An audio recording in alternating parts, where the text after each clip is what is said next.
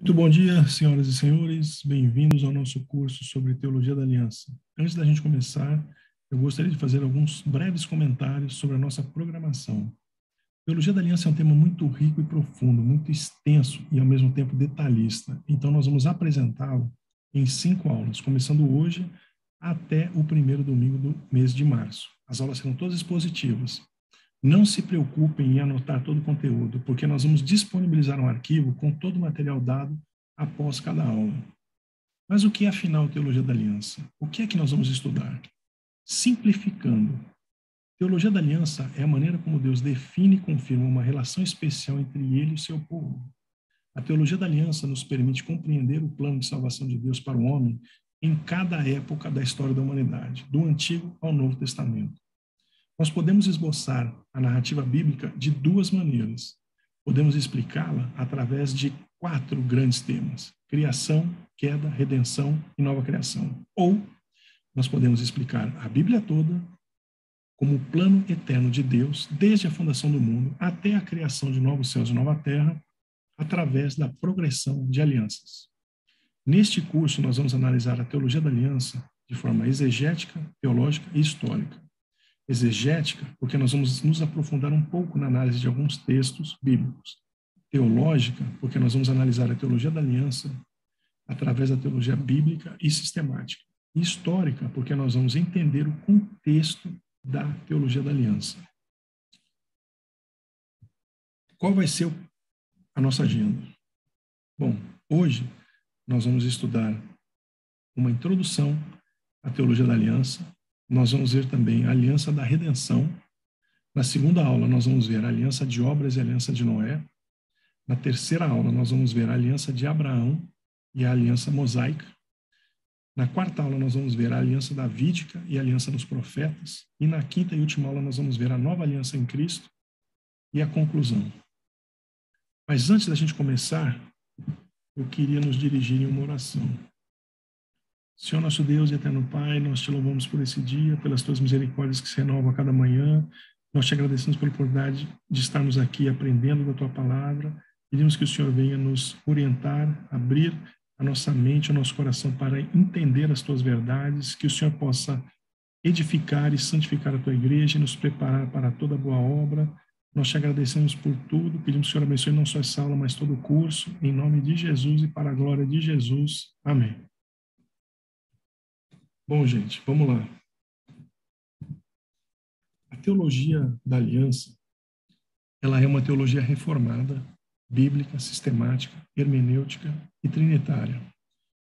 Só para a gente lembrar, a teologia reformada é uma escola de teologia histórica, ortodoxa e confessional que enfatiza 5 pontos muito importantes. Primeiro, a soberania de Deus. Segundo, a autoridade das Escrituras. Terceiro, a graça de Deus na salvação. Quarto, a necessidade e o significado da igreja. E quinto, a teologia da aliança.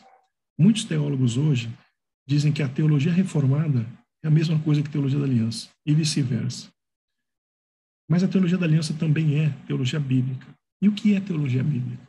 Teologia bíblica, ela vai abordar a Bíblia através de uma perspectiva histórico-redentora. A gente vai estudar a Bíblia cronologicamente e historicamente através da revelação especial de Deus sobre o ponto de vista da história da redenção da humanidade de era a era, de Gênesis ao Apocalipse. Mas a teologia da aliança também é teologia sistemática. E o que é teologia sistemática? A teologia sistemática, ela vai explicar a Bíblia através de doutrinas, topicamente. Então, na teologia sistemática, nós vamos pegar, por exemplo, o tema o ser de Deus, e vamos estudar tudo que a Bíblia fala sobre o ser de Deus, características. O que a Bíblia fala sobre o pecado? Nós vamos estudar tudo que a Bíblia fala sobre o pecado. Na teologia sistemática, nós vamos estudar, por exemplo, sobre anjos. O que a Bíblia fala sobre anjos? O que fala sobre o final dos tempos? O que fala sobre o sacrifício de Cristo? Sobre santificação? Topicamente, nós vamos estudar cada um dos textos. Mas a teologia da aliança, ela não é só reformada, bíblica e sistemática, ela também é hermenêutica. O que isso significa? Que ela explica a unidade da revelação bíblica. Ela também é trinitária. Através da teologia da aliança, a gente vai perceber claramente que Deus Pai ama O Filho realiza a obra em sua morte e ressurreição. E o Espírito Santo aplica esta obra aos escolhidos de Deus. Mas a teologia da aliança é mais do que isso também. Ela é histórica. Ela emerge das Escrituras, não da tradição da igreja ou de uma ou duas denominações. Não. A gente vai encontrar a teologia da aliança ao longo de toda a palavra de Deus. A teologia da aliança também é escatológica. A gente lê no livro de Hebreus a história redentora progredindo horizontalmente, do primeiro Adão ao último Adão, Cristo, e verticalmente, das realidades terrenas para as realidades celestiais, deste mundo para os novos céus e nova terra. Mas ela também é confessional.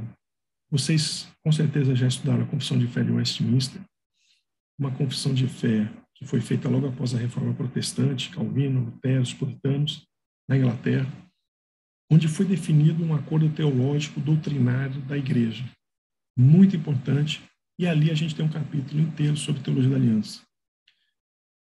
Mas a gente tem também a teologia da aliança na Segunda Confissão Batista de Londres, que também foi ali em 1689, mais ou menos.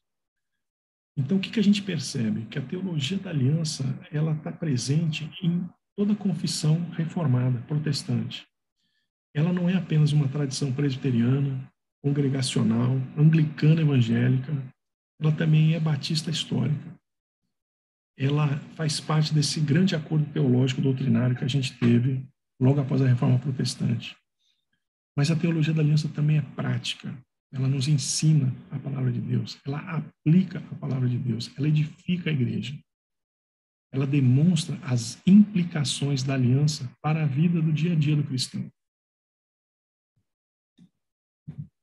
A teologia da aliança, então, vai reconhecer toda a história redentora de Deus através de várias alianças sucessórias. Ela vai definir, por exemplo, o Evangelho, no início do Novo Testamento, dentro desse contexto geral do plano eterno de Deus, de comunhão com seu povo. Ela vai explicar o que é expiação. Ela vai explicar o que é a garantia da nossa salvação, sacramentos, a continuidade da narrativa redentora. O que é a expiação? O que a teologia bíblica vai nos explicar? Ela vai explicar o significado e a importância da morte de Cristo. Ela vai explicar a nossa garantia de salvação. Qual é a base da nossa confiança, da nossa comunhão com Deus? Como é que a gente desfruta dessas promessas? Mas ela também vai explicar os sacramentos, os sinais e selos da promessa. Ela também vai explicar a continuidade da narrativa redentora. Ela vai explicar todo o plano unificado de salvação em Cristo. Mas, ok, teologia da aliança é uma teologia reformada, bíblica, teológica, sistemática, hermenêutica, ensina toda a unidade da Bíblia, ela é trinitária, ela é histórica, ela é escatológica, ela é confessional, ela é prática, mas vem cá, o que é aliança? Bom, Palmer Robertson é um teólogo contemporâneo que escreveu muito sobre esse tema. E ele tem uma explicação muito interessante, que ele coloca que uma aliança é um pacto vinculativo de sangue administrado soberanamente. Ele é vinculativo. O que isso significa? Que é um compromisso juramentado entre duas partes, geralmente verbalizado por Deus. Mas ele também é um vínculo de sangue. No Antigo Oriente, a gente tinha muito ritual de pacto entre senhores suzeranos e vassalos, onde havia sempre, durante aquela cerimônia, um animal que era abatido. E esse simbolismo do animal abatido era um compromisso de vida ou morte daqueles dois senhores suzeranos e vassalos no pacto. Era como se, por exemplo, aquelas duas pessoas que estavam fazendo uma aliança matassem um animal e falassem assim, que seja assim conosco se um de nós não cumprir a nossa parte no acordo. Então, ele era um acordo de sangue. Mas a aliança também é administrada soberanamente. O que significa? Deus define os termos do relacionamento. Não tem espaço para barganha. Toda aliança possui promessas e responsabilidades, direitos e consequências. Isso vai ficar muito claro quando a gente for ver na próxima aula, no próximo domingo, a aliança com Adão, a aliança das obras. Você tem sempre uma promessa, e se você cumprir essas promessas, você terá direitos, bênçãos. Se você não cumprir as suas responsabilidades, vai haver consequências. Toda aliança tem esse perfil. Você também tem numa aliança um concessor, um destinatário. E você geralmente tem um sinal visível da confirmação, como, por exemplo, a gente lê em Gênesis 17, que Deus, depois de fazer uma aliança com Abraão, disse para que ele se circuncidasse e circuncidasse todos aqueles que faziam parte da aliança. Aliança, você pode estar pensando, parece, né, um testamento. Na verdade, ela não é um testamento, porém, ambos precisam da morte. O testamento precisa da morte para que uma das partes receba a sua herança.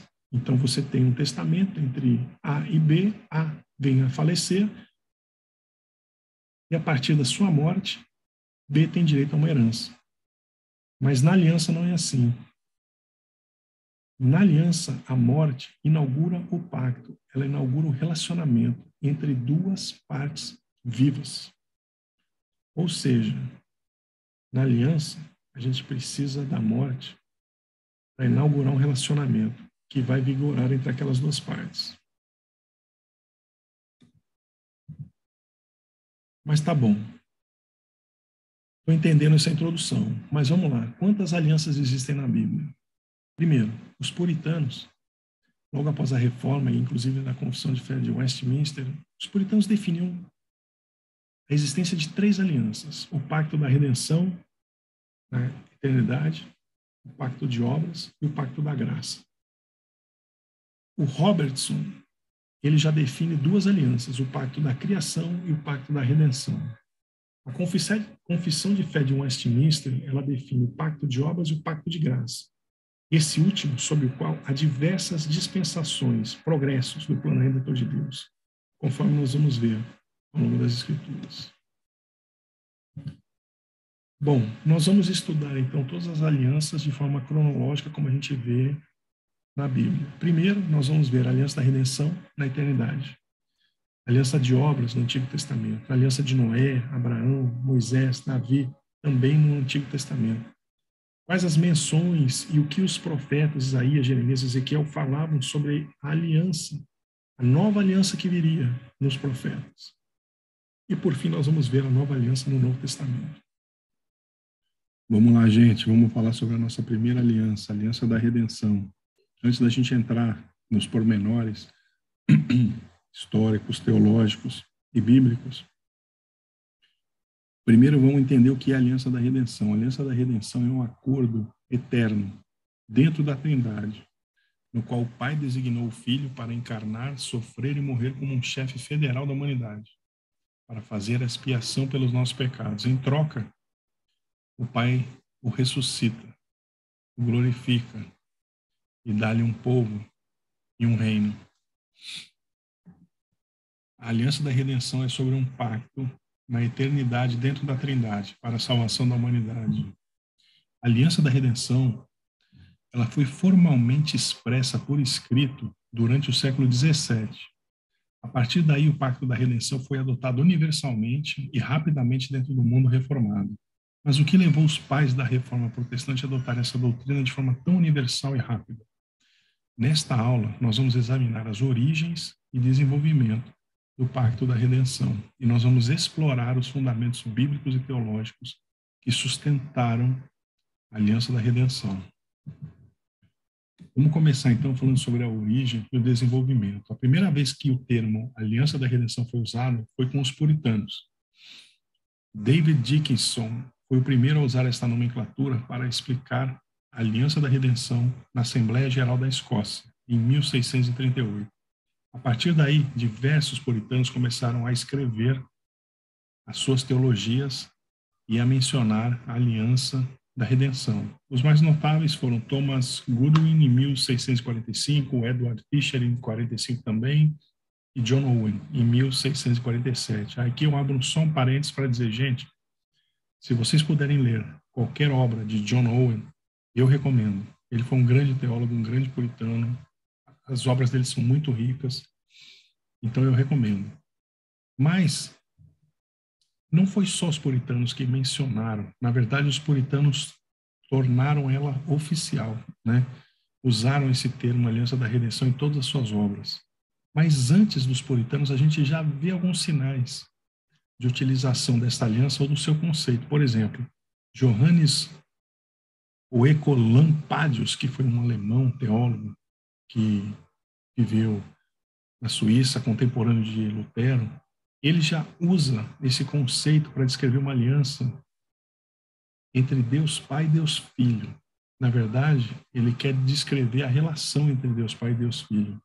E ele usa essa aliança, então, para descrever. Martim Lutero também faz uso desse conceito em suas análises de Gálatas. Theodor Beza, outro reformador, em 1567, usou esse termo para descrever a aliança pré-temporal entre o Pai e o Filho, a partir da sua tradução de Lucas 22, 29, junto com Hebreus 9. Apesar do termo Aliança da Redenção ter sido usado apenas por Dixon, a base que mais tarde produziria esta doutrina já existia muito tempo antes de 1638. O que a gente percebe analisando a Reforma Protestante e os puritanos é que vários reformadores de diferentes espectros teológicos também escreveram sobre a teologia da aliança e sobre a aliança da redenção. Eles usaram a aliança da redenção para descrever a relação entre o Pai e o Filho na eternidade. João Calvino, John Bunyan e vários outros. Além disso, a gente tem o termo aliança da redenção explicado em diversas confissões, como, por exemplo, a gente já viu, Confissão de Fé de Westminster, que dedica um capítulo inteiro a toda a teologia da aliança, Declaração de Savoy, Confissão Helvética, a Segunda Confissão Batista Britânica de 1689, todas elas já mostravam que a aliança era comum na metade do século XVII. Essa adesão evidencia que a doutrina da aliança foi percebida como esmagadoramente evidente para os teólogos. Mas por que eles enxergavam a teologia da aliança ou a aliança da redenção dessa forma? Quais foram os argumentos que esses homens da fé utilizaram para abraçar essa doutrina? Basicamente, nós vamos encontrar fundamentos bíblicos e teológicos. Vamos começar vendo, gente, o fundamento bíblico. Bom, em primeiro lugar, os reformadores e puritanos enxergavam a aliança da redenção em toda a Escritura. Basicamente, de três maneiras. Primeiro, eles consideravam que a linguagem da Escritura aponta para a aliança da redenção. Segundo, que os diálogos entre Deus Pai e Filho também apontam para a aliança da redenção. Que diversas outras passagens provam também esta aliança. Vamos ver primeiro a linguagem a que eles se referem. Bom, vocês sabem, já devem ter visto isso diversas vezes, mas a Bíblia fala da salvação dos eleitos em termos comerciais, compra e venda. O que demonstra, na verdade, é que para que haja uma operação de compra e venda, as partes precisam acordar com os termos da transação. O que a gente vai trocar? A por B, B com C, qual é o preço da transação? Então, quando a gente diz que a nossa salvação ela foi uma operação de compra e venda, no fundo a gente está dizendo, ok, eu entendi, foi compra, nós somos comprados por Cristo, para Deus. Mas o que a gente muitas vezes esquece é que essa transação, ela pressupõe um acordo entre as partes. Alguém precisou oferecer e o outro precisou aceitar os termos do negócio. Vamos dar uma olhada rapidamente em dois textos, Atos 20, 28 e 1 Coríntios 6, 20. Atos 20, 28 diz: cuidem de vocês mesmos e de todo o rebanho no qual o Espírito Santo os colocou como bispos, para pastorearem a igreja de Deus, a qual ele comprou com o seu próprio sangue. Comprou aqui, em grego, é uma palavra utilizada não só para comprar mas para adquirir, alcançar, vencer, geralmente por um grande esforço. Esse versículo aqui em 20 e 28 está dentro de um contexto, dentro dessa terceira sessão do discurso de Paulo, que está exortando os líderes efésios a serem pastores vigilantes sobre o rebanho de Deus, alertando que lobos selvagens surgirão no futuro para devorá-los. Paulo está dizendo que a vigilância deve ser o propósito expresso de um cuidado pastoral eficaz. A comunidade confiada a estes cuidados é ainda definida como a Igreja de Deus, que ele comprou com seu próprio sangue. Tal linguagem exaltada sugere que a Igreja de Éfeso pertencia a Deus como sua propriedade pessoal, tendo sido comprada ou adquirida por um grande preço. Esse conceito ele também é referenciado em textos como Êxodo 19:5, Isaías 31:5 ou Isaías 43:21. Tal linguagem pode ser aplicada à igreja como todo o corpo de Cristo, como nós vemos em Efésios 1:14, 1 Pedro 2:9. Mas há aqui um grande significado e força retórica de Paulo em reconhecer sua referência imediata para a situação de Éfeso. Agora a gente sabe, cada congregação que é trazida à existência por causa da obra salvadora de Jesus é preciosa aos olhos de Deus. Ela é preciosa para Deus, ela é possessão de Deus e deve ser tratada assim, com preciosidade por aqueles designados para serem seus líderes. Esse é o recado de Atos 20, 28. Mas para o nosso ponto aqui, a Aliança da Redenção, o mais importante é a Igreja de Deus, a Igreja de Cristo foi adquirida, foi comprada.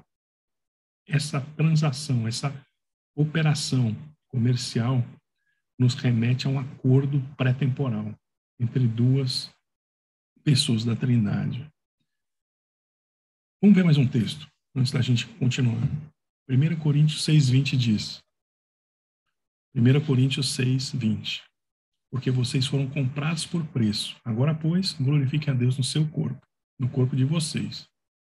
Comprados por preço. Aqui, comprado significa tornar-se propriedade de outra pessoa, através de uma compra, de uma transação financeira, ser adquirido, garantir os direitos de alguém pagando um preço.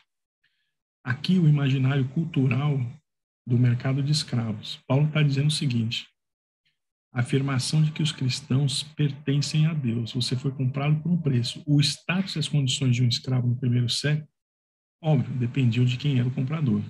Se ele era bom, se ele era mau. Aqui em 1 Coríntios 6:20, Paulo tem em vista uma mudança de propriedade.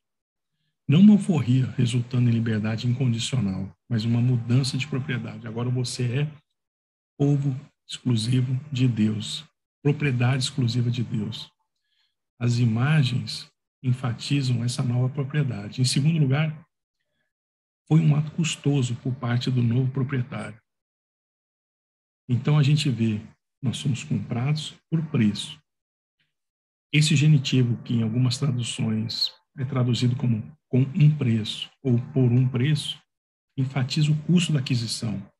É uma referência bem conhecida, nossa, de outros textos do Novo Testamento, em referência ao sangue de Cristo derramado na cruz. Ou seja, Cristo morreu na cruz para nos libertar do pecado, da morte de Satanás, para nos comprar para Deus. Ou seja, essa transação foi cara, custou o sangue, a vida do Filho de Deus. Então, esses dois textos mostram que a salvação dos eleitos, ela é descrita em termos comerciais. E isso nos permite perceber que a aliança da redenção, ela assume um acordo entre essas partes, né?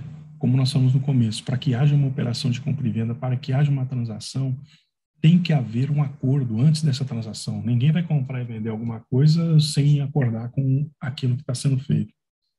Então, esse é um ponto importante que foi muito explorado, muito mais profundamente por esses teólogos, que esse acordo, nós somos comprados por sangue, né?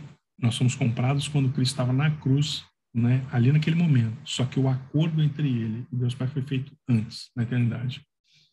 Além disso, os puritanos viam outras evidências em relação à linguagem das Escrituras. Por exemplo, Os títulos atribuídos a Jesus sugerem um pré-acordo na eternidade entre Deus Pai e Filho. Aqui nós vamos ter dois textos. Romanos 3, 24 e 25. Vamos lá, ver esse texto aqui primeiro. Romanos 3, 24 e 25 diz: sendo justificados gratuitamente por sua graça, mediante a redenção que há em Cristo Jesus, a quem Deus apresentou como propiciação no seu sangue, mediante a fé. Deus fez isso para manifestar a sua justiça, por ter ele, na sua tolerância, deixado impunes os pecados anteriormente cometidos. Aqui, o que a gente percebe? Esses dois versículos têm muito ensinamento. Primeiro, aqui nós temos uma longa cláusula que apresenta de uma forma geral a obra redentora de Deus através de Jesus. O verso começa com Deus no comando, Deus agindo, Deus tomando o primeiro passo para a nossa salvação. Nós somos justificados gratuitamente, a quem Deus apresentou como propiciação, Jesus. O verbo, no contexto direto, implica um primeiro passo em uma manifestação pública. Deus deu esse primeiro passo. A linguagem que a gente vê de justiça, fomos justificados gratuitamente, vem da esfera de tribunal. A justificação é o que um juiz faz quando inocenta um réu em um julgamento. A justiça de Deus carrega essa conotação legal de vindicação. Quando intervém em Cristo, está reivindicando seu nome e mostrando sua fidelidade ao contrato que fez com o mundo. A palavra redenção, ao contrário, vem do comércio e da conotação que era usada ali na negociação de escravos, como nós vimos no texto anterior. Alguém redime escravos comprando sua liberdade. Também Paulo usa a linguagem de sacrifício, ao relatar que Cristo, no verso 25, é a nossa propiciação. O que isso significa? Propiciação é um termo que significa basicamente a remoção da ira. No contexto de Romanos 1 a 3, esse texto mostra que todos nós somos pecadores e estamos sob a ira de Deus, enquanto não formos comprados, adquiridos por Cristo. O termo grego é melhor entendido como aplacar a ira de Deus contra o pecado. Isso significa propiciação. Aplacar a ira de Deus contra o pecado. Assim, o que a gente sabe é que Jesus é apresentado por Deus como sacrifício propiciatório a ser recebido pela fé. Esse sacrifício envolve a morte do seu filho, é a única solução proposta e aceita pelo próprio Deus. Ao apresentar seu filho como sacrifício expiatório, Deus demonstra sua justiça, demonstra sua natureza justa. Ele faz aquilo que a sua justiça exige. Deve haver uma expiação pelo pecado. E Cristo na cruz é o único sacrifício que satisfaz a natureza justa de Deus e traz salvação para a humanidade. A natureza de Deus, então, a justiça de Deus é vindicada. Ele é justo e justificador daqueles que têm a fé em Jesus. O problema de como um Deus santo pode receber em sua presença aqueles que por natureza são profanos é resolvido. Deus oferece um sacrifício sem pecado para expiar a injustiça da raça humana rebelde. Do ponto de vista de Deus, o perdão é oferecido gratuitamente. Tudo o que resta é que as pessoas aceitem esse perdão. Esse é o único dom que pode colocar-nos em uma posição correta diante de Deus. Um dom que nasceu no coração de Deus e que aponta de volta para o conselho divino na eternidade. Ou seja, esse texto mostra para a gente atributos de Jesus. Ele foi a expiação, ele nos justificou. Todo esse texto, eles nos sugerem um acordo pré-temporal na eternidade. Porque aqui a gente tem também mais uma premissa muito importante. Jesus é a nossa propiciação. O que significa? Que o Filho concordou em dar a sua vida em propiciação pelos nossos pecados. Ele concordou em dar a sua vida em propiciação como sacrifício. E o Pai concordou em aceitá-la. Então, houve um acordo na eternidade para que, na plenitude dos tempos, Cristo viesse, em carne e osso, vivesse, fosse sacrificado na cruz e que esse sacrifício fosse agradável aos olhos de Deus. Então, fica claro para mais esses teólogos que esses atributos de Jesus sugerem um acordo na eternidade, antes de que todo o plano de salvação fosse colocado em prática. Agora, a gente tem também um outro ponto muito importante aqui, que é o seguinte: Jesus regularmente fala de sua missão na Terra deixando entender que havia um acordo entre o pai e o filho antes dele vir. Ele foi enviado a uma missão específica, recebeu um mandato e um trabalho para realizar. E que isso também já tinha sido acordado na eternidade. Vamos ver aqui alguns textos também. Por exemplo, João 5, 36, 37. Diz assim: mas eu tenho maior testemunho que o de João, porque as obras que o Pai me confiou para que eu as realizasse, essas que eu faço, testemunham a meu respeito, de que o Pai me enviou. O Pai que me enviou, esse mesmo é que tem dado testemunho de mim. Vocês nunca ouviram a minha voz, nem viram a sua forma. Aqui, por mais valioso que seja o testemunho de João Batista a Jesus, diante de um mundo que o observa e o julga, Jesus desfruta de um testemunho de sua pessoa e missão que é muito mais importante. O que ele está dizendo aqui é que esse testemunho mais pesado é o testemunho do Pai, que assume várias formas. Para começar, as obras, que estão no plural, que o Pai deu a Jesus para terminar e que ele está em processo de completar, testemunho que o Pai o enviou. Essas obras incluem todo o ministério de Jesus, incluindo sinais que apontam para a obra culminante, a obra da redenção realizada na cruz, e a exaltação do Cordeiro de Deus. Qualquer um que tenha seguido o Evangelho de João até aqui saberá que essas obras não são uma mera demonstração de que Jesus é um ser humano notável, talvez um profeta, como concluiu Nicodemos. O argumento nesse versículo gira em torno da exposição do relacionamento pai e filho, encontrado um pouco antes, em 5, 19 e 30. Tudo que Jesus faz, e nada mais e nada menos do que o Pai lhe dá para fazer.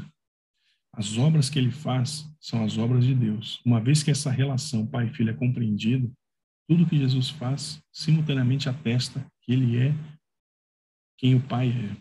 Essas obras não devem ser vistas como fins em si mesmas, mas testificam o fato de que Jesus está em uma missão. Ele foi enviado do Pai.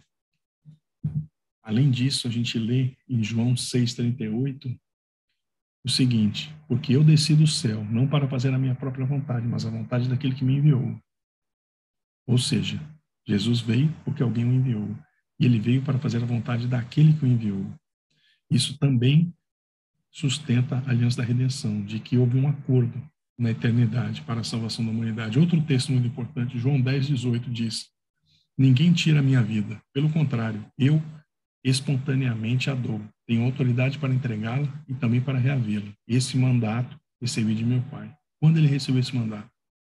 Não foi ali naquele momento. Foi antes dele vir. João 17,4 diz: eu te glorifiquei na terra, realizando a obra que me deste para fazer. Um outro verso que deixa claro um acordo antes da vinda de Cristo ao mundo. Então os puritanos consideravam que essa missão de Jesus já tinha sido acordada entre ele e Deus Pai na eternidade. E isso configura as bases da aliança da redenção, esse acordo eterno. Agora, adicionalmente, a gente pode também dar uma olhada no Salmo 2,7. Deixa eu ver se eu tenho ele aqui rapidamente. Salmo 2,7. Deixa eu abrir aqui, porque ele não está aberto, infelizmente. Esse é um outro texto muito importante. Salmo 2, verso 7 diz, esse é um salmo que diz, verso 7, o rei diz, proclamarei o decreto do Senhor. Ele me disse, você é o meu filho, hoje eu gerei você. Peça e eu lhe darei as nações por herança, as extremidades da terra por sua possessão. Aqui esse verbo, proclamarei o decreto do Senhor, o decreto aqui é uma palavra hebraica que significa roque. Esse decreto é um documento geralmente entregue a um rei durante a cerimônia de coroação, como a gente vê em 2 Reis 11:12. É um documento de aliança pessoal que renova o compromisso da aliança de Deus com a dinastia de Davi. Essa palavra decreto, que a gente lê no verso 7, ela é traduzida por outras versões da Bíblia. Por exemplo, existe uma tradução do Antigo Testamento, do hebraico para o aramaico, chamada Targum. Nessa tradução, a palavra decreto ela é traduzida como aliança. Então a gente poderia ler: proclamarei a aliança do Senhor. Você é o meu filho, hoje eu gerei você. A gente lê essa mesma palavra sendo usada, por exemplo, nas alianças que Jeremias menciona, que nós vamos ver mais para frente, no capítulo 31, verso 35 e 36 de Jeremias, ou mesmo no Salmo 105, 10. Ou seja, a gente percebe que a linguagem que as Escrituras descrevem a nossa salvação remetem a essa aliança da redenção, seja através de um acordo comercial que já havia sido feito antes de implementado, ou através dos atributos de Jesus, que sugerem um acordo também na eternidade entre Deus Pai e Filho, para que ele fosse a nossa propiciação. Uma premissa importante. O Filho concordou em dar a sua vida e o Pai aceitou. Jesus também fala dessa missão. Ele veio para cá com uma missão muito específica. Ele tinha um mandato, um trabalho para realizar. E a gente vê também, por exemplo, no Salmo 2.7, que essa palavra, proclamarei o decreto do Senhor, você é meu filho, eu hoje gerei você, é, em algumas traduções, a mesma palavra que aliança. Então, aqui a gente pode perceber o seguinte, que a própria Bíblia tem várias características que remetem a um acordo na eternidade entre Deus Pai e Deus Filho para salvar a humanidade. E que depois, na plenitude dos tempos, a gente vai ver o seu desenvolvimento. Bom, além da linguagem das Escrituras, a gente tem também aqui diálogos entre Deus Pai e Deus Filho. Por exemplo, vamos ver Hebreus capítulo 10. Hebreus capítulo 10, versos 5 a 10. Vamos ler. Aqui. Diz assim, a palavra de Deus. Por isso, ao entrar no mundo, Cristo disse: sacrifício e oferta não quiseste, mas preparaste um corpo para mim. Não te agradaste de holocaustos e ofertas pelo pecado. Então eu disse: eis aqui estou. No rolo do livro está escrito a meu respeito. Estou aqui para fazer, ó Deus, a tua vontade. Depois de dizer, como acima, sacrifícios, ofertas, holocaustos e ofertas pelo pecado não quiseste, nem deles te agradaste, coisas que se oferecem segundo a lei, num segundo momento acrescentou: eis que estou para fazer, ó Deus, a tua vontade. Ele remove o primeiro para estabelecer o segundo. Nessa vontade é que temos sido santificados mediante a oferta do corpo de Jesus Cristo uma vez por todas. Aqui o mais importante é um diálogo entre Deus Pai e Filho, apontando para uma aliança trinitária pré-temporal. Este texto de Hebreus 10, de 5 a 10, remete a palavras do Salmo 40. E o que a gente pode entender aqui é o seguinte, vamos ver o versículo 5 inicialmente. Por isso, ao entrar no mundo, Cristo disse. Então, a gente está lendo, a partir de agora, palavras de Cristo. Para quem? Verso 7. Então eu disse, estou aqui, no rolo do livro está escrito a meu respeito, estou aqui para fazer, ó Deus, a tua vontade. Palavras de Cristo para Deus. Vamos ler mais um pouco. Versos 5 e 6, o que a gente entende? Sacrifício e oferta não quiseste, mas preparaste um corpo para mim. Não te agradaste holocausto e ofertas pelo pecado. Aqui a gente vê claramente Cristo dizendo que Deus tinha um desejo, que Deus tinha um desejo e que Deus tinha algo que o dava prazer e que não era sacrifícios e holocaustos. E no verso 7, a gente vê, complementando isso, que Jesus disse: eis aqui estou, no rolo do livro está escrito a meu respeito, estou aqui para fazer, ó Deus, a tua vontade. Cristo veio ao mundo apenas para fazer a vontade do Pai. Cristo tinha conhecimento de tudo isso antes dele vir ao mundo, porque, de novo, se a gente for ler o verso 5, a gente vai ver. Por isso, ao entrar no mundo, Cristo disse. E aí a gente segue com a narrativa, com toda essa exposição. Então fica claro que Cristo sabia que o que ele estava fazendo era: eu vou ao mundo para fazer a vontade do Pai. Eu vou para fazer aquilo que dá prazer ao Pai. E ele tinha conhecimento da sua obra, da sua missão, antes mesmo dele vir. Então, se isso tudo aconteceu antes dele vir, houve um acordo entre Deus Pai e Deus Filho na eternidade, ou seja, Em algum momento, antes de Cristo nascer, eles já sabiam, óbvio, né, com toda a onisciência, onipotência, onipresença, o que eles iam fazer. Né? A Trindade já sabia na eternidade o que aconteceria. Essa é outra base da aliança da redenção, desse acordo pré-temporal na eternidade entre Deus Pai e Deus Filho. E esse texto de Hebreus deixa claro as palavras de Cristo para Deus Pai, de que ele quer fazer os desejos e o que dá prazer a Deus, e que isso não é sacrifício, holocausto, etc. Por isso ele vem ao mundo, para dar prazer, para fazer os desejos de Deus, para fazer a vontade do Pai. E ele tinha conhecimento disso antes da sua vinda ao mundo. Então esse é um diálogo muito importante entre Deus Pai e Deus Filho, que sustenta o raciocínio da aliança da redenção. Mas, vamos ver mais um pouco aqui. Patrick Gillespie, em 1617, na sua obra Arca da Aliança Aberta, também descreve bastante sobre os diálogos entre Deus Pai e Deus Filho. A gente vê que o Pai pede ao Filho que realize certas atividades para alcançar a nossa salvação e promete bênçãos caso o Filho alcance esses decretos.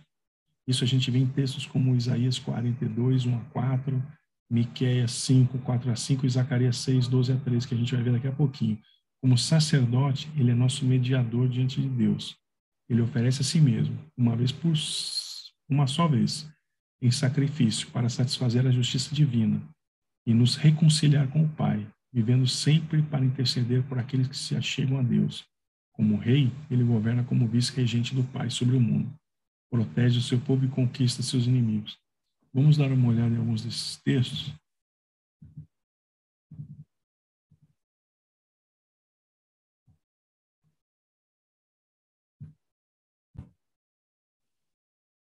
Por exemplo, João 6, 39 e 40, a gente lê: E a vontade de quem me enviou é esta, que eu não perca nenhum de todos os que ele me deu. Pelo contrário, eu o ressuscitarei no último dia. De fato, a vontade de meu Pai é que todo aquele que vir o Filho e nele crer tenha a vida eterna, e eu o ressuscitarei no último dia. Então, a gente percebe claramente que o Filho veio para realizar certas atividades, para alcançar a nossa salvação. E ele já sabia quando ele veio. Então, essa é mais uma base, mais uma explicação que sustenta a aliança da redenção, esse acordo pré-temporal entre Deus Pai e Deus Filho. A gente também identifica promessas com condicionantes em Isaías 53, 10 e 12. Jesus recebe o mandato do Pai e aceita por sua vontade em João 10, 18. Jesus afirma ter realizado a obra que recebeu do Pai em João 17, 4, e como resultado foi exaltado acima de todo nome. Vamos dar uma olhada nesses textos de João, que já estão aqui pertinho de onde a gente está. Então, João 10, 18.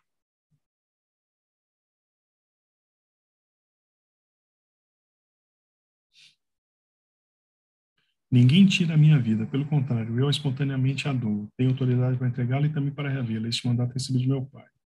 Agora, João 17, 4, diz: Eu te glorifiquei na terra, realizando a obra que me deste para fazer. Então, fica claro, né, de todos esses textos, que a gente não vai ter tempo para entrar no detalhe de todos eles, de que Cristo veio para realizar uma obra que já havia sido acordada com Deus Pai.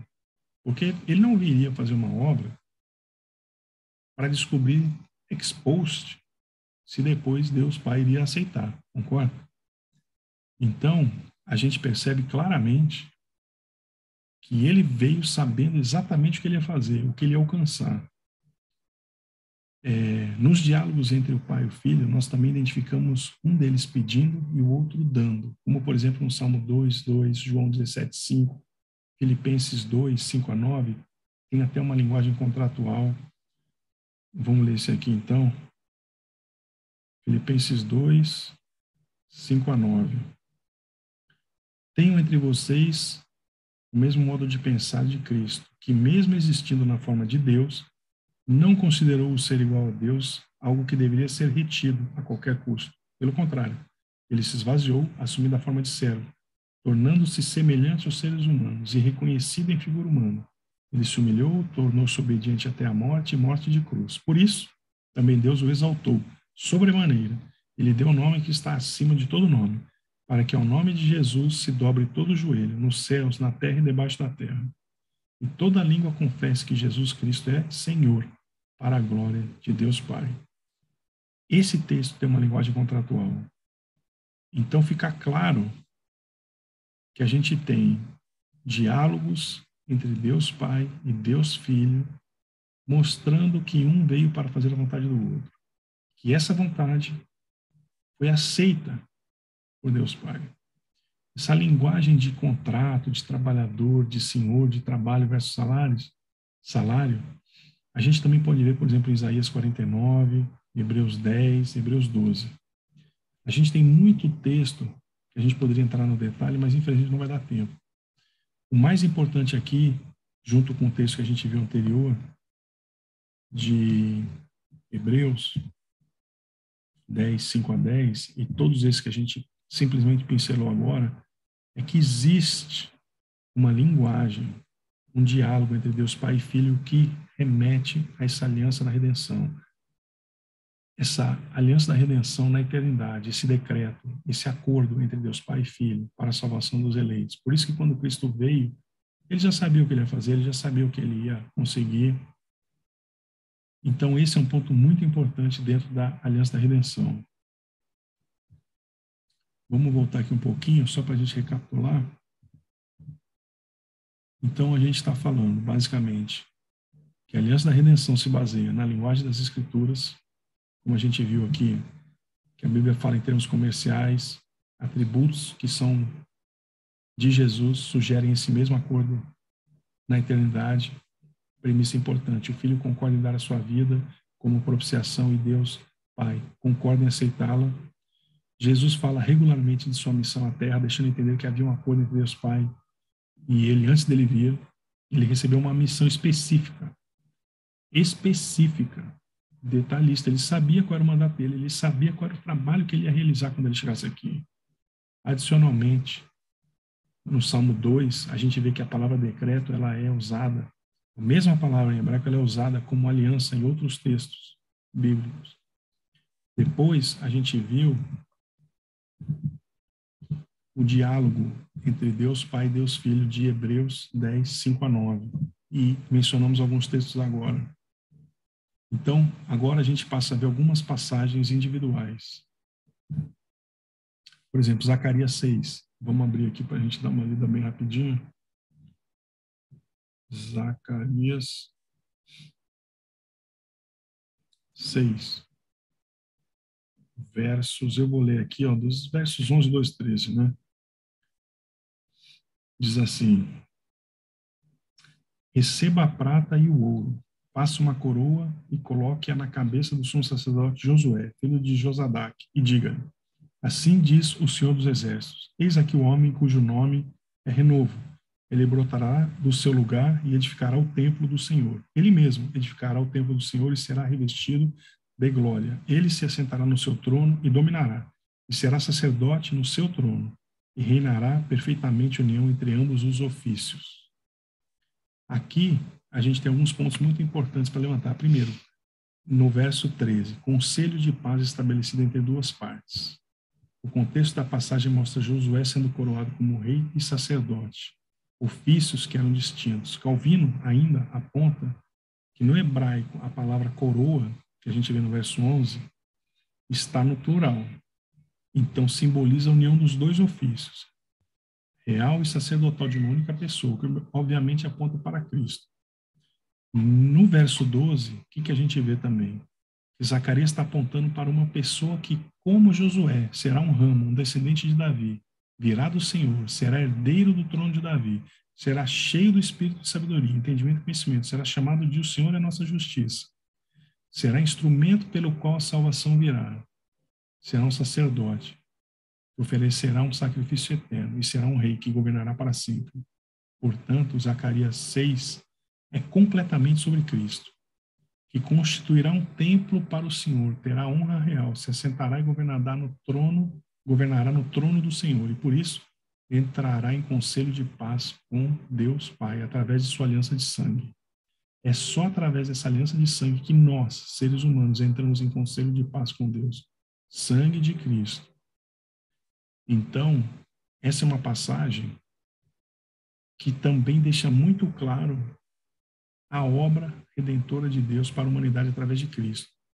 Uma obra que, segundo o profeta falou, muito tempo antes de Cristo vir, através da revelação do Espírito Santo. Então, fica claro para a gente que diversos textos bíblicos apontam e explicam esse acordo entre Deus Pai e Deus Filho.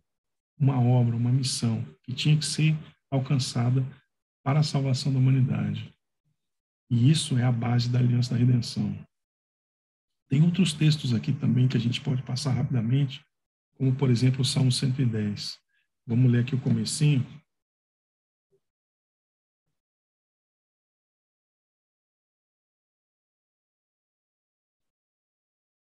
Salmo 110 diz, Salmo de Davi, o reinado e o sacerdócio do Messias. Disse o Senhor ao meu Senhor, sente-se à minha direita, até que eu ponha os seus inimigos por estrada dos seus pés. Aqui Deus endereça ao Senhor de Davi, e Deus jura em referência a esta mesma pessoa. Jesus testemunha que este salmo foi escrito em referência a si mesmo, lá em Mateus 22, 41, 45. Vamos lá.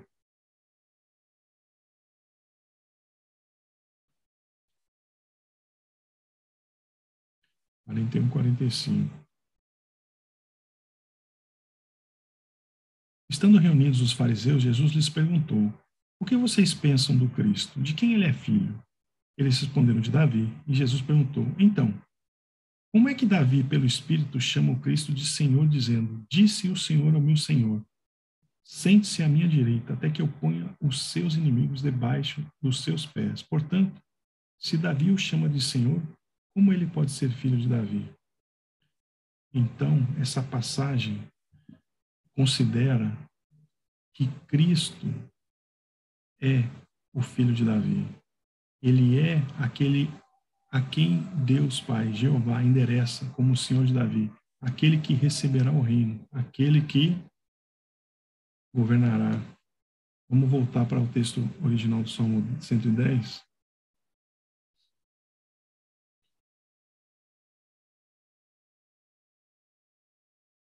Disse o Senhor ao meu Senhor, sente-se à minha direita. Aqui ele está recebendo o reino, até que eu ponha os seus inimigos por estrado dos seus pés. Então fica claro que Jesus se refere a si nesse texto, lá em Mateus 22. Então o mais interessante aqui é que essa passagem mostra que Deus já havia dito lá atrás o que aconteceria. Por isso que esse salmo é chamado de o reino e o sacerdócio do Messias. Então, é mais um texto que mostra que havia um acordo pré-temporal, eterno, no qual Deus Pai entrega o reino a Cristo, que é filho de Davi e que será o sacerdote, porque ele também oferece, como no texto lá de Zacarias, ele oferece um sacerdote, ele oferece um sacrifício final.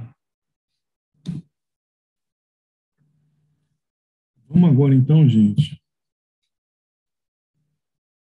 abordar um pouco aqui, porque a gente pode ficar muito tempo abordando cada um desses textos para mostrar exatamente as características, a linguagem da Escritura, o diálogo entre Deus Pai e Deus Filho, e esses textos selecionados específicos que mostram que havia uma aliança pré-temporal, um acordo que na plenitude dos tempos foi revelado e realizado.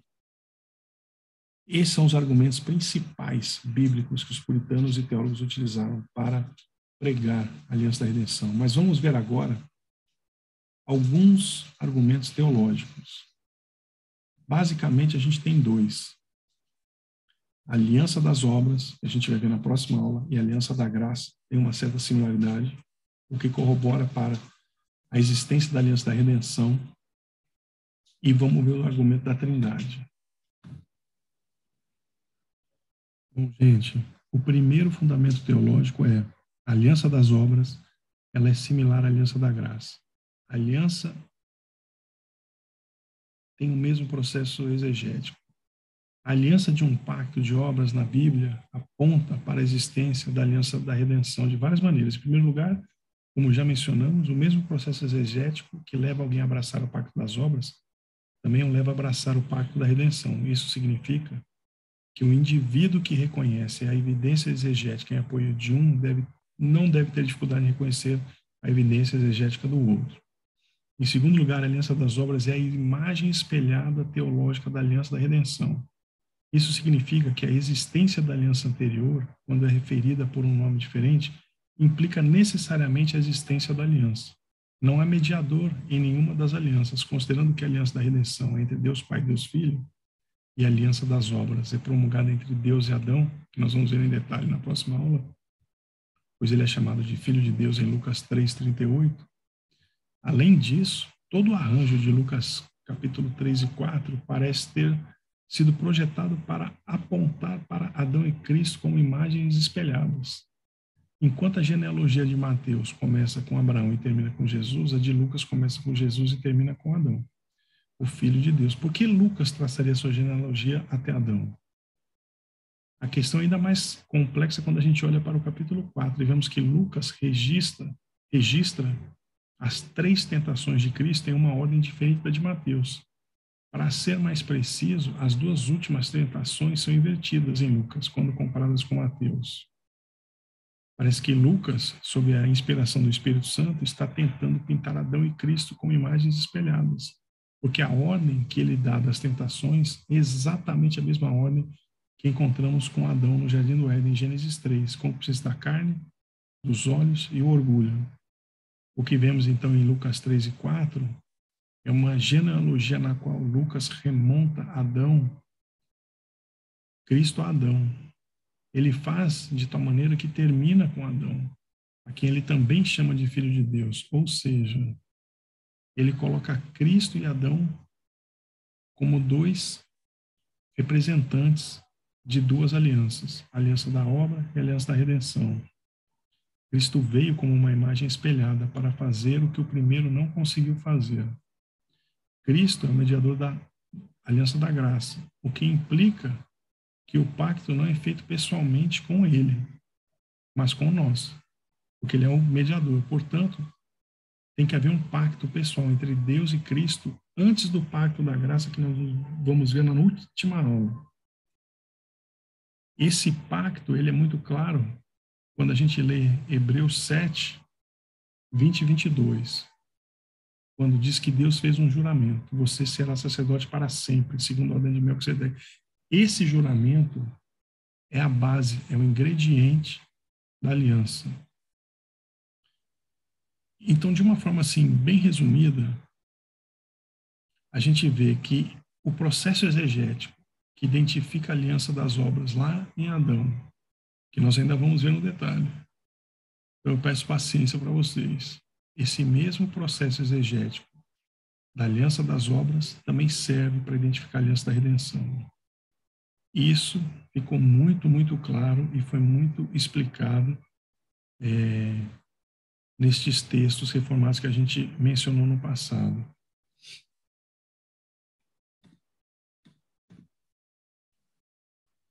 O segundo fundamento teológico, que é a Trindade, a existência do diálogo da Trindade.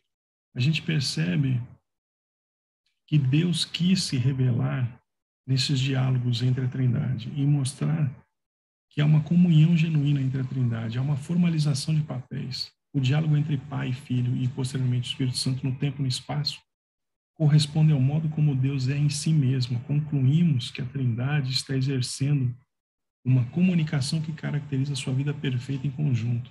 A aliança da redenção caracteriza esta comunicação genuína e perfeita da Trindade em benefício dos eleitos. A aliança da redenção trata do planejamento e execução da nossa salvação, na qual cada pessoa da Trindade age de acordo com a sua própria pessoa, sua própria missão e no seu respectivo tempo. Então, o papel da Trindade, ele é muito importante para a gente entender exatamente o desenvolvimento da história redentora. Como a gente viu lá na introdução, Deus Pai ama, o Filho realiza a obra e o Espírito Santo aplica essa obra aos eleitos. Para que isso tudo acontecesse ao longo de todo o desenvolvimento da narrativa bíblica, precisa ter um acordo entre eles em algum momento, antes de que esse plano começasse a ser executado.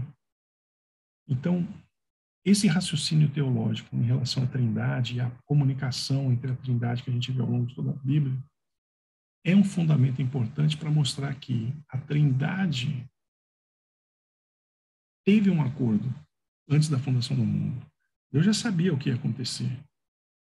E nesse processo, na eternidade, a Trindade já sabia qual seria o papel de cada um ali no desenvolvimento do plano redentor.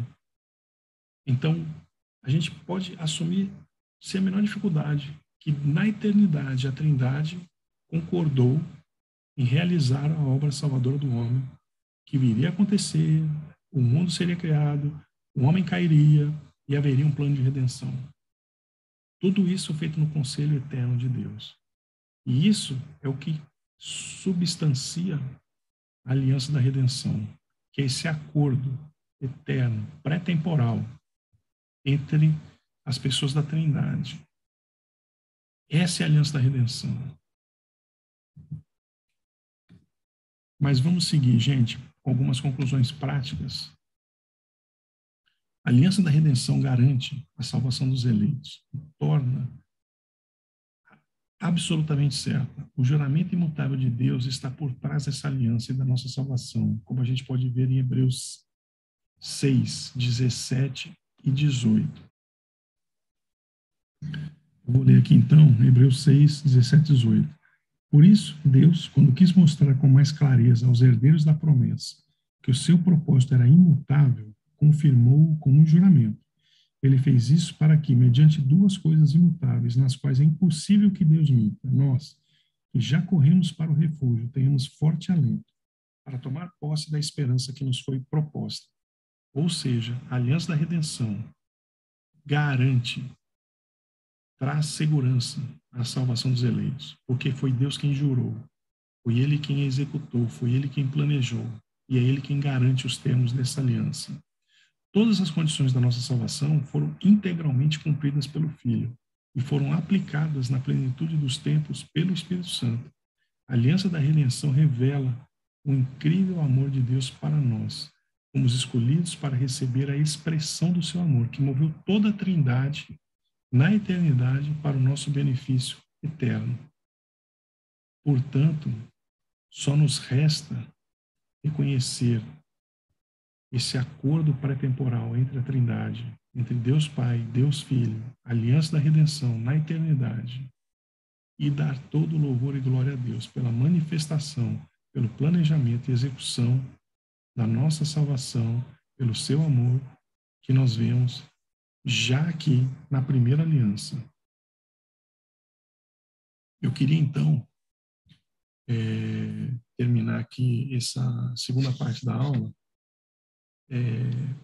voltando a falar um pouco sobre a nossa programação. A gente viu aqui hoje muito material, mas muito material mesmo, que a gente poderia ter dado em 3, 4, 5 aulas, com mais detalhamento. Então, gente, eu acho que a gente pode combinar o seguinte.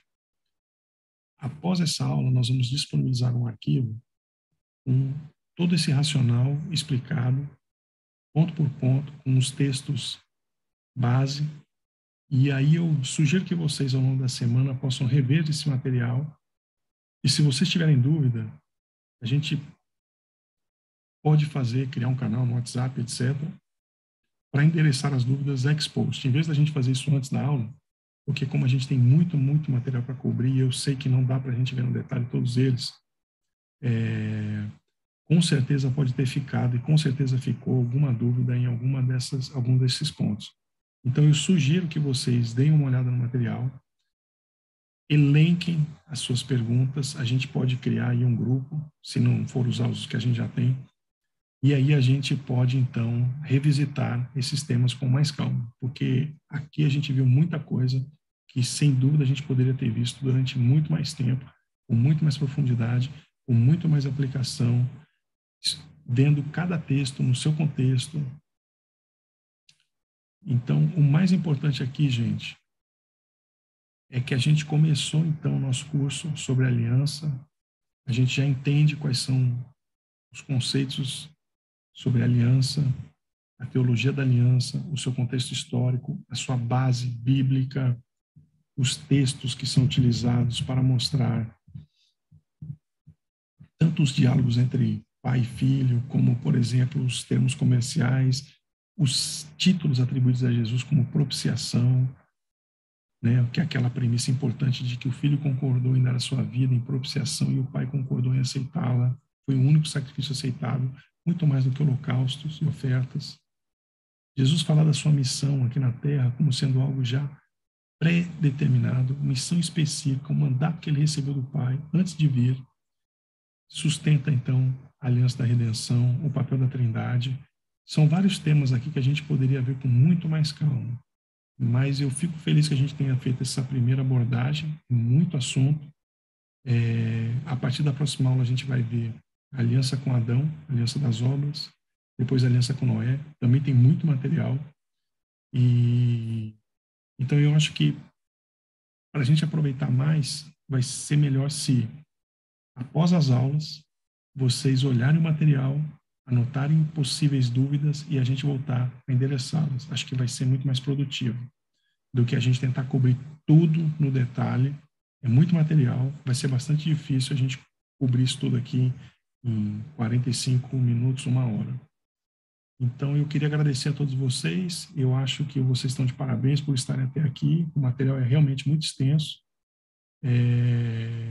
mas é um tema muito rico, biblicamente, teologicamente. Esse tema da aliança da redenção é o ponto inicial do que a gente vai ver, né?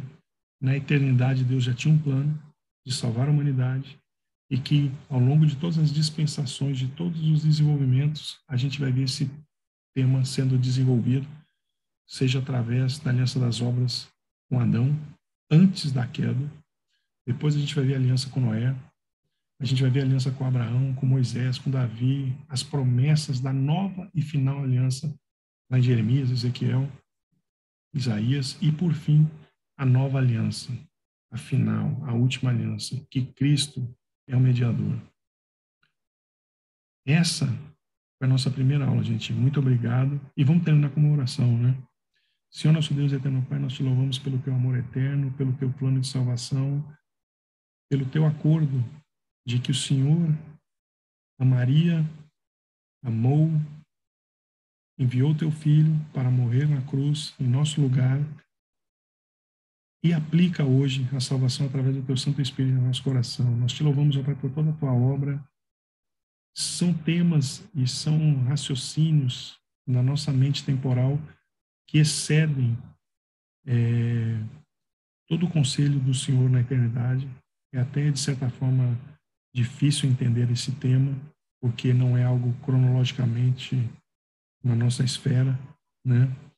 A gente tenta entender tudo isso de uma forma humana, na nossa linguagem, mas nós te louvamos, ó Pai, porque fica claro que o Senhor nos amou e entregou o teu Filho. Não foi um sacrifício simples e barato, pelo contrário, a gente tem consciência de que foi um sacrifício caro. Nós te louvamos, ó Pai, por isso, te louvamos pelo teu resgate, porque nós hoje somos propriedades do Senhor. Pedimos que o Senhor continue nos orientando e nos abençoando e nos trazendo mais conhecimento de Ti e da Tua obra em nossas vidas. Que o Senhor possa abençoar o resto desse curso, fortalecer os nossos irmãos que vão rever esse tema, vão revisitar as aulas, vão olhar os textos, que o Senhor possa estar ali dando crescimento para cada um, alimentando cada um, para a honra e glória do Teu nome. Nós te louvamos, ó Pai, porque sabemos que a nossa salvação está garantida, porque foi o Senhor quem jurou. Nós te louvamos, ó Pai, pelo Teu Filho, que realizou a nossa salvação, e te louvamos pelo Teu Espírito, que nos convenceu do pecado e que nos orienta, nos santifica e continua a Tua obra em nossa vida. Nós te louvamos por tudo que o Senhor tem feito e fará em nome de Jesus. Amém. Gente, obrigado e até semana que vem.